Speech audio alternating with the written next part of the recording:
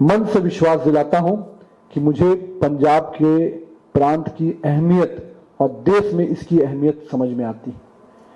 ये पंजाब इस देश को सुरक्षा देता है, ये पंजाब इस देश को उसकी संस्कृति का सुरक्षा देता है, विरासत देता है। तो कहीं ना कहीं पंजाब भारत के लिए और भाजपा के लिए, दोनों के लिए बहुत ही महत्वपूर्ण स्टेट है।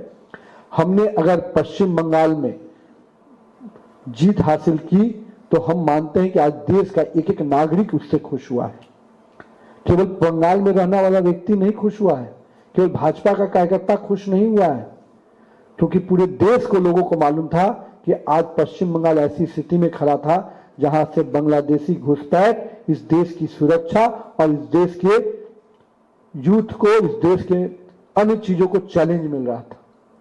और मैं मानता हूं कि आज पश्चिम बंगाल की जीत इसी कारण देश के सभी भागों में लोगों को खुशी हुई कि पश्चिम बंगाल में भाजपा आ गई, यानी अब देश सुरक्षित हुआ है।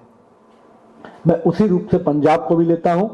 पंजाब की जीत, पंजाब में भाजपा का आना उतना ही जरूरी है जितना पश्चिम बंगाल में भाजपा का आना हुआ है। और मैं मानता हूं कि पंजाब में अगर हम ताकत से, और हमें हमारी कमियां भी हैं, मैं मानता हूं कि अगर हम जनता हम पर अगर पूरा भरोसा नहीं की है तो हमें उस कमियों से भी सीखना है। और मैंने तय किया है कि भारतीय जनता पार्टी यहाँ के विषयों को लेकर सड़क पर उतरेगी। पंचायत से लेकर राज्य स्तर तक हम हर मुद्दे को उठाएंगे, लड़ेंगे और जनता की आवाज बनकर भाजपा सामने से नजर आएगी। और मैंने अपने 3 दिन के प्रवास में अपने टीम के साथ बैठकर इस पर चर्चा की है।